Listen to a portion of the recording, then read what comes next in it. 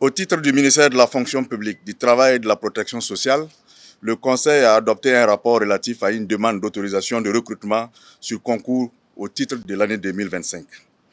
L'autorisation de recrutement, aussi bien sur concours professionnel que sur concours direct au titre de l'année 2025, qui vient d'être accordée par le Conseil des ministres, fixe à 11 404 le nombre de postes à pourvoir en 2025, contre une autorisation de recrutement de 11 320 postes à pourvoir en 2024, soit un accroissement de 0,74%. Les 11 404 postes à pourvoir autorisés par le Conseil des ministres se répartissent ainsi qu'il suit. 4 348 postes à pourvoir pour le concours professionnel en 2025, contre 4 534 en 2024, 7 056 postes à pourvoir pour les concours directs en 2025, contre 6 786 en 2024, soit une hausse de 3,98%. Il faut signaler qu'au titre des concours directs, 5 952 postes seront suivis de formation, tandis que 1 104 postes ne seront pas suivis de formation. Par ailleurs, il faut souligner que des quotas seront réservés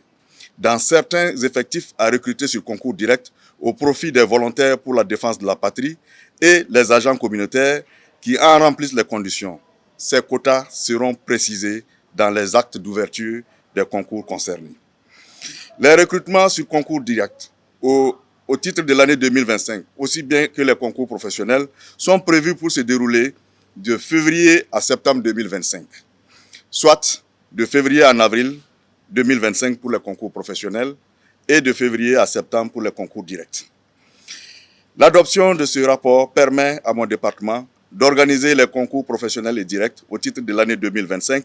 pour couvrir le déficit des ressources humaines à combler et doter les nouvelles créations de structures publiques, plus particulièrement la création de structures et d'organes pour la mise en œuvre des initiatives présidentielles, l'offensive agricole pour l'autosuffisance alimentaire, la mise en service de l'hôpital de référence de Bobo-Dioulasso, la transformation du centre hospitalier régional de Manga en centre hospitalier universitaire et l'opérationnalisation de l'assurance maladie universelle. Pour ce qui concerne les recrutements sur concours sans formation, il convient de préciser qu'il s'agit de recrutement sur des emplois dont les diplômes académiques n'appellent plus de formation professionnelle. Il s'agit par exemple des médecins, qu'ils soient des médecins généralistes ou des médecins spécialistes, ou qu'il s'agisse des